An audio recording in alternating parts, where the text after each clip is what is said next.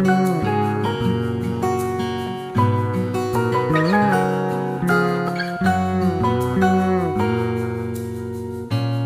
nyanyikan lagu ini untukmu, manusia terkuat dalam hidupku, yang tak menyerah, mengangkatku di saat lemah, meski jiwa dan ragamu sedang lelah. Aku sangat mencintaimu di setiap kurikulum Merdeka. Apa itu kurikulum? Nah, ini ada tampilan di YouTube misalkan. Kita tidak usah mencontek dari awal sampai akhir. Apa itu kurikulum? Kita lihat di Google. Banyak itu referensi-referensi apa itu kurikulum. Karena kalau kita mencontek full 100% dari yang YouTube tadi, itu tadi masuk saja plagiarisme. Jadi kita cari apa itu kurikulum, kita lihat di YouTube, kita lihat apa itu kurikulum ini kita lihat. Nah, kita ketik di sini di aksi nyatanya. Nah, peran dan fungsi kurikulum. Mungkin di YouTube itu fungsinya hanya menampilkan 3. Saya tambah lagi, saya tambahkan lagi banyak lagi. Kenapa? Banyak referensi dari Google.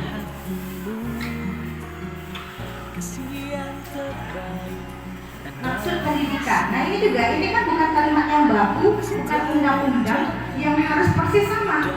Menurut si A, pendidikan ini. Menurut si B, pendidikan itu. Jadi kita jangan menganggap sama dari yang ada orang upload di YouTube. Sehingga tadi, kembali lagi, tidak plagiarisme. Ini kurikulum. Nah ini saya, mengapa kurikulum itu berubah? Perlu berubah kak kurikulum Bapak Ibu? Kalau menurut Bapak Ibu, kurikulum itu perlu berubah nggak sih? Perlu ya Bapak Ibu. Kenapa perlu Bapak Ibu? Kenapa perlu? Iya, karena zaman berubah. Hanya Al-Quran yang hadis yang tidak perlu diubah ya, karena masih diperlukan. Nah kalau kurikulum itu yang membuat manusia. Yang pastinya ada kekurangan ketika para pendahulu itu membuat kurikulum. Mungkin disempurnakan di zaman-zaman sekarang. Dan kita bandingkan saja zaman kita sekolah dulu dengan zaman sekarang, itu jauh berbeda. Ya, kita dulu sekolah itu nggak mengenal pakai smartphone. Mana ada WA guru untuk anak murid kan? Nah sekarang ada WA dengan murid, dan menjadi guru dulu kayaknya lebih simpel. Kalau sekarang data-data sampai ke pusat, kita harus membuat satu senjata seperti di PNS. Nah, sehingga memang kurikulum itu perlu berubah. Ya, kenapa berubah ya? Tadi sesuai dengan kebutuhan zamannya. Nah, ini dia dokumentasi. Ya, jadi penyebaran kurikulum Merdeka kita ada misalnya di situ ada misalnya pertemuan mengenai kurikulum Merdeka, kita ambil fotonya, kita masukkan sebagai aksi nyata. Itu namanya dokumentasi. Nah, ini dia umpan balik saya. Nah, umpan balik itu tidak mesti harus dalam bentuk tertulis. Tertulis bisa, dan seperti ini juga bisa. Ya, kita minta teman apa menurut dia umpan balik yang sudah kita sebutkan tadi kurikulum Merdeka misalnya. Oh dia begini, kita ketik, kita tampilkan di sini.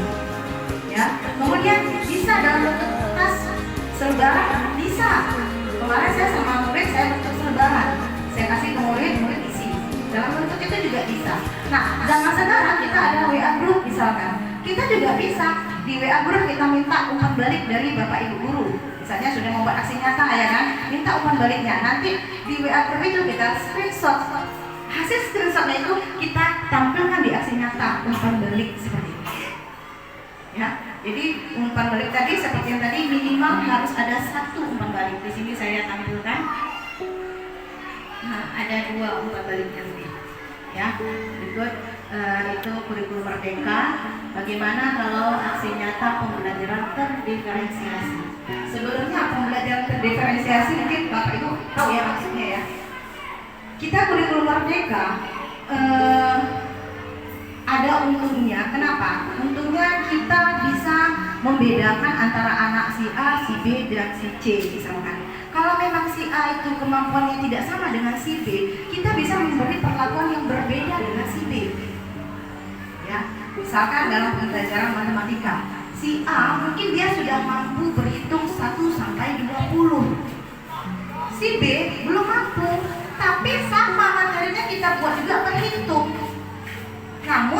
Mungkin si B hanya mampu 1 sampai 10, silakan. Dan si C ternyata lebih lemah lagi. Bisakah kita memberi dia pelajaran berhitung 1 sampai 20? Tidak boleh dipaksa Bapak Ibu. Materinya sama-sama berhitung, tetapi kita mungkin si C hanya 1 sampai 5. Dia berhitung 1 sampai 5, kemudian nanti kalau si A mungkin dia punya kemampuan yang lebih, dia 1 sampai 20, dia bisa nanti menulisnya lagi angka 1 sampai 20. Jadi itu dia maksudnya pembelajaran terdiferensiasi. Ya. Kemudian di sini yang saya ambil ini adalah pembelajaran terdiferensiasi dengan membaca bersama dan membaca tertib, penerapan strategi baca dengan membaca bersama. Nah ini sebenarnya kegiatan yang pasti ada. Ya kita pasti ada kegiatan membaca bersama ya. Nah itu gampang sekali untuk aksi nyatanya, karena dokumentasinya hanya membaca bersama.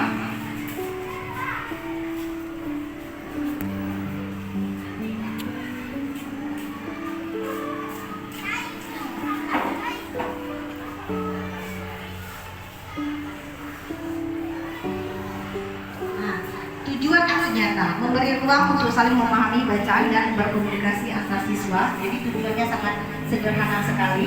Nah, di sini saya tampilkan RPP-nya. Ya, saya tampilkan RPP untuk membaca bersama karena memang itu ada yang diminta. Itu saya bilang tadi, kalau ada dokumen apa yang diminta di aksi nyata, misalnya dia minta RPP ya, kita unggah ke RPP. Ya, kita nggak unggah. Bisa sih kita tidak mengunggah, tapi nanti tidak lulus validasi. Kalau tidak lulus validasi, artinya tidak dapat sertifikat kan. Jadi percuma kita kerjakan. Jadi kita ikuti aja dia minta RPP, ya udah kita unggah RPP-nya. Buku tentu ada buku cerita di sekolah ini ya, kita foto, jepret. Nah, kok situ halaman buku, muka buku bacaan. Ini memang buku yang ada di sekolah SD nomor 7 ini. Nah, ini halaman muka buku bacaan 3, cerita Harum Gudang tadi 2 ya. Nah, si Hancil. Nah, ini dia dokumentasinya. Jadi buku yang tadi yang ada halaman mukanya itu tadi, nah itu memang dibaca oleh si siswanya. Jadi kita foto, itu namanya kegiatan membaca. Nah ini dia. Nah ini dia dokumen umpan balik murid. Jadi dengan kegiatan membaca tuh dia apa?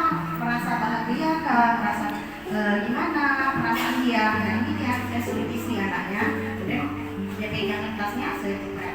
Nah supaya bisa kebaca, saya letakkan di tengah-tengahnya itu formnya, form umpan baliknya. Ini juga ada siswa ini. Sampai situ untuk pembelajaran diferensiasi membaca bersama. Sampai di situ Bapak Ibu ada yang ingin Bapak Ibu tanyakan? Kalau bisa saya jawab, kalau enggak jadi PR selesai. Silakan Bapak Ibu.